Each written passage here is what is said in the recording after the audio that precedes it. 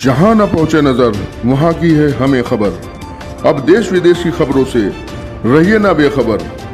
अब आप साथ वारिश टाइम। समाजवादी पार्टी की सरकार ने ये इनका दोगला या दोहरा चरित्र नहीं है तो क्या है?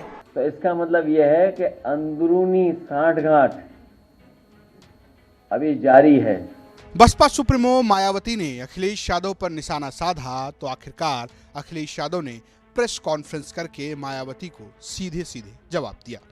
समाजवादी पार्टी के अध्यक्ष अखिलेश यादव ने मायावती और बीजेपी के बीच साठगांठ का आरोप लगाया कि मान्यवर काशीराम जी को इटावा से सांसद बनाने के लिए समाजवादी पार्टी, नेताजी और हम सब का, और यहाँ पर बहुत सारे साथी बैठे हैं, इनका सहयोग रहा और उसका परिणाम ये रहा।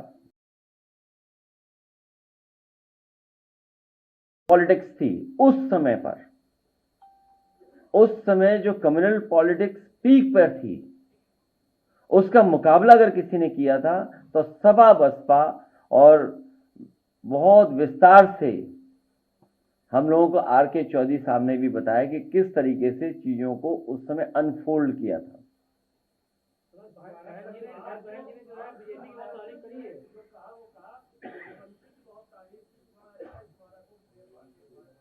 तो इसका मतलब यह है कि अंदरूनी सांठगांठ अभी जारी है।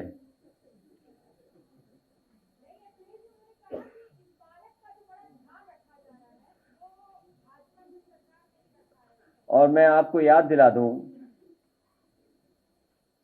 उनके अलावा अगर प्रतिमा किसी ने उनकी खुद की लगाई तो मैंने लगवाई। और हालांकि on the floor of house, जब उस समय बहुजन समाज पार्टी के लीडर ऑपोजिशन या उस समय जो सवाल उठते थे मेंटेनेंस को लेकर के, रखरखाव को लेकर के, ऑन रिकॉर्ड आप लोग चेक कर सकते हैं, ऑन रिकॉर्ड, कि समाजवादी पार्टी की सरकार में पूरा का पूरा मेंटेनेंस और रखरखाव के लिए एलडीए को निर्देश दिए गए थे। अखिलेश यादव ने यह भी दावा किया कि कांशीराम को पहली बार सांसद बनाने में उनके पिता यानी कि मुलायम सिंह यादव और समाजवादी पार्टी का बड़ा योगदान है। साथ ही साथ उन्होंने कांशीराम के स्मारक को लेकर और उनकी मूर्ति बनाने को लेकर भी दावा किया। वहीं मायावती ने आरोप ये लगाया कि अखिलेश यादव की सरकार में कांशीराम के स्मारक स्थल पर टिकट का जो पैसा मिला उसे सपा सरकार ने दबा लिया।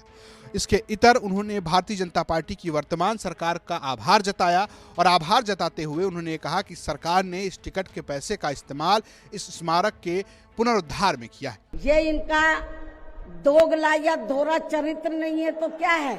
वर्तमान राज्य सरकार की भी बहुत बहुत आभारी है, और इसलिए आभारी है क्योंकि इस स्थल को देखने वाले लोगों के टिकटों का इकट्ठा हुआ पैसा पूर्व की रही सपा सरकार की तरह वर्तमान भाजपा की राज्य सरकार ने इसे दबाकर नहीं रखा है, बल्कि पार्टी के आग्रह करने पर इसकी मरम्मत करने पर पूरा खर्च किया है।